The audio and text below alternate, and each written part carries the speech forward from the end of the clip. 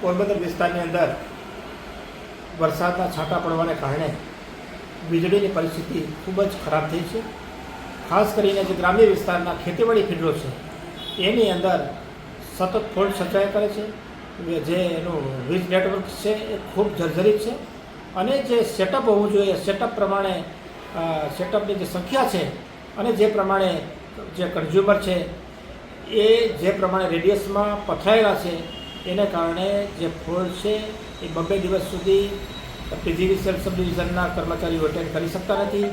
એટલે ખેડૂતો પણ મુશ્કેલીમાં છે અને કર્મચારીઓ પણ મુશ્કેલીમાં છે.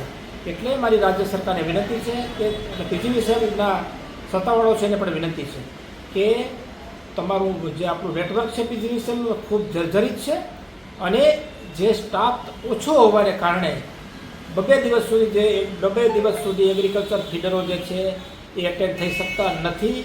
એને કારણે વિદ્યાર્થીઓ અને ખેડૂતો ખૂબ હેરાન પરેશાન છે.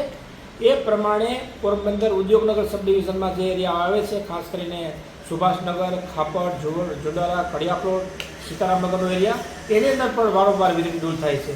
એટલે આવા સંજોગોની અંદર મારી પીજીવીસીએલના તંત્રને વિનંતી છે કે ત્વરિત ધોરણે ચોમાસા દરમિયાન જે મરામત માટેનો સ્ટાફ છે એ વાહનો સાથે અને પૂરા મટીરિયલ સાથે તૈનાત કરવામાં આવે જેથી કરી અને ખેડૂત ગ્રાહકોને ઓછામાં ઓછી તકલીફ પડે અને ખાસ કરી અને જે જર્જરિત નેટવર્ક છે એને રિપેર કરવા માટે અથવા જર્જરિત નેટવર્ક બદલવા માટે જે કાંઈ પગલાઓ લેવા પડે એ પણ તાત્કાલિક ધોરણે પીજીવીસીએલના સત્તાવાળાઓ લે એવી મારી વિનંતી છે.